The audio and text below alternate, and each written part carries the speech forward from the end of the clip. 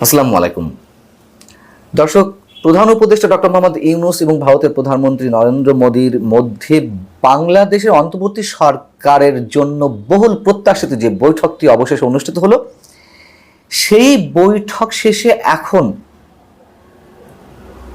কূটনীতিবিদ থেকে শুরু করে রাজনীতি সচেতন মানুষ থেকে শুরু করে সাধারণ মানুষ সবার মধ্যে চুলচেরা বিশ্লেষণ চলছে, আলোচনা চলছে দুই সরকার প্রধানের একে অন্যকে কি ধরনের বার্তা দিয়েছেন, কে কোন টোনে কথা বলেছেন, কে কোন মেজাজে ছিলেন, এবং এই সংক্রান্ত খবর দুই দেশের গণমাধ্যমগুলোতে যেভাবে আসছে তা মোটামুটি একেবারেই বিপরীত।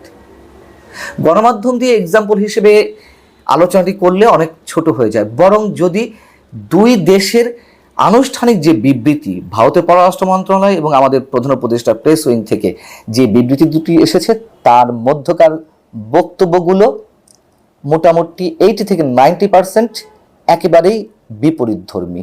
কেন বিপরীতধর্মী, এটির উত্তর আমরা বুঝতে পারলেই বোঝা যাবে যে এই বৈঠকটি আসলে কতটা ফলপ্রসূ হয়েছে।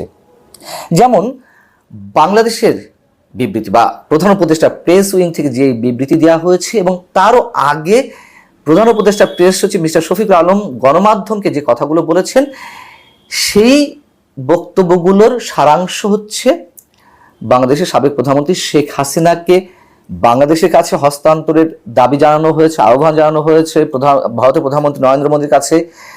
ভারতে বসে, দিল্লিতে বসে শেখ হাসিনা যে নানান সময় নানান ধরনের বক্তব্য দিচ্ছেন, উস্কানিমূলক কথাবার্তা বলছেন, এর মাধ্যমে দেশকে অস্থিতিশীল করে তোলার চেষ্টা করছেন, এইগুলো আবারও মনে করিয়ে দিয়েছেন ডক্টর মোহাম্মদ ইউনূস নরেন্দ্র মোদীকে।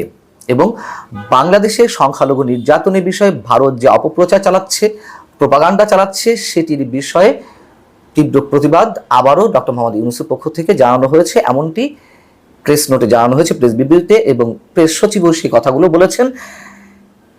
এবং পাশাপাশি গঙ্গার পানি বন্টন, তিস্তার চুক্তি, সীমান্তে যে গুলি করে প্রতিনিয়ত মানুষ হত্যা করা হচ্ছে বাংলাদেশিদেরকে, সেই বিষয়গুলো তুলে আনা হয়েছে। এটি হচ্ছে আমাদের প্রধান উপদেষ্টা প্রেস উইংয়ের বক্তব্য এবং প্রেস সচিবের বক্তব্য।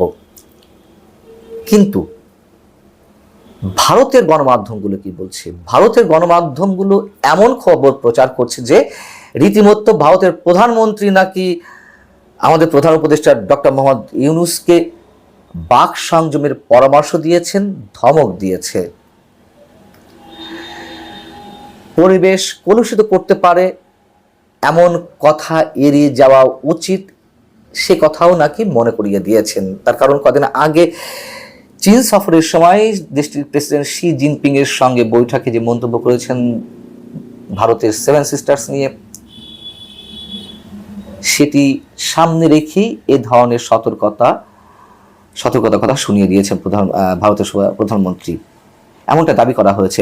শুধু গণমাধ্যম নয়, বিক্রম মিস্ত্রি ভারতের পররাষ্ট্র সচিব, তিনিও গণমাধ্যমের সঙ্গে কথা বলার সময় এ ধরনের ইঙ্গিত দিয়েছেন। এবং শেখ হাসিনাকে ফিরিয়ে দিতে প্রধান উপদেষ্টার যেই বক্তব্য বা আহ্বান, সেটি তিনি স্বীকার করেছেন, হ্যাঁ বিষয়টি আলোচনায় উঠেছে, কিন্তু এই বিষয়ে আর বেশি কিছু বলতে চায় না। তার মানে কি? তার মানে তারা বিষয়টি খুব সিরিয়াসলি নেয়নি, অর্থাৎ বক্তব্য একেবারে বিপরীত। যেখানে প্রধান উপদেষ্টা প্রেস উইংয়ে আশাবাদ ব্যক্ত করা হয়েছে যে এইগুলো খুব ভালো পরিবেশে, গঠনমূলক এবং বেশ বন্ধুত্বসবল পরিবেশে এই কথাগুলো বা আলোচনাগুলো হয়েছে, কিন্তু একেবারে ডিনাই করেছে ভারত। বিক্রম মিস্ত্রি বলছেন, গণতান্ত্রিক, স্থিরশীল, শান্তিপূর্ণ, উন্নয়নশীল এবং অন্তর্ঘাতমুখী রাজনীতির জন্য ভারতের সমর্থন সবসময় রয়েছে।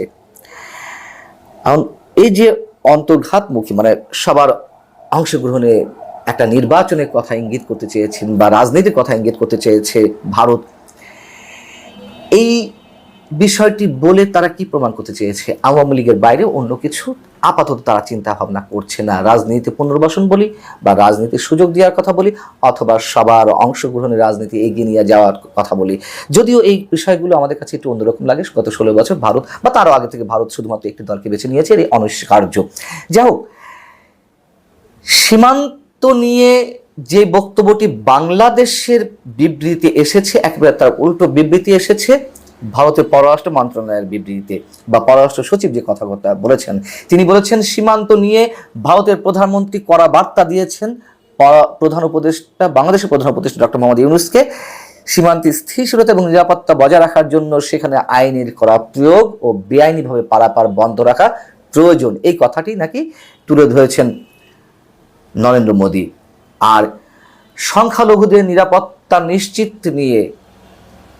নিশ্চিত করা নিয়ে যে মেসেজটি দিয়েছেন মোদী, তা হচ্ছে বাংলাদেশে সংখ্যালঘু বিশেষত হিন্দুদের নিরাপত্তা দেবে সে দেশের সরকার, এমনটাই তিনি আশা করছেন। তার মানে কি, আলোচনাগুলো যেগুলো এসেছে তার সবটারই একটা বিপরীতধর্মী বক্তব্য দুই দেশের আনুষ্ঠানিক বিবৃতিতে, অথবা আমাদের প্রধান উপদেষ্টা প্রেস সচিব যে বক্তব্য দিয়েছেন আর ভারতের পররাষ্ট্র সচিব যে বক্তব্য দিয়েছেন, একেবারে মোটামুটি আকাশ পাতাল পার্থক্য। হয়তো ইস্যুগুলো সাথে মিল আছে, কিন্তু আমাদের দেশের কূটনীতিবিদরা বিভিন্ন গণমাধ্যম আমি দেখলাম যে তারা বলতে চেয়েছেন যে তারা দেখতে চান ইতিবাচক আলোচনা হয়েছে, ইতিবাচক বৈঠক হয়েছে।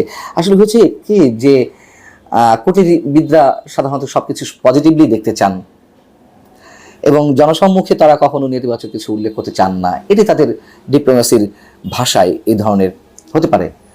কিন্তু আমরা যারা সাধারণ মানুষ, আমরা তো একটু গভীরে ঢোকার চেষ্টা করব।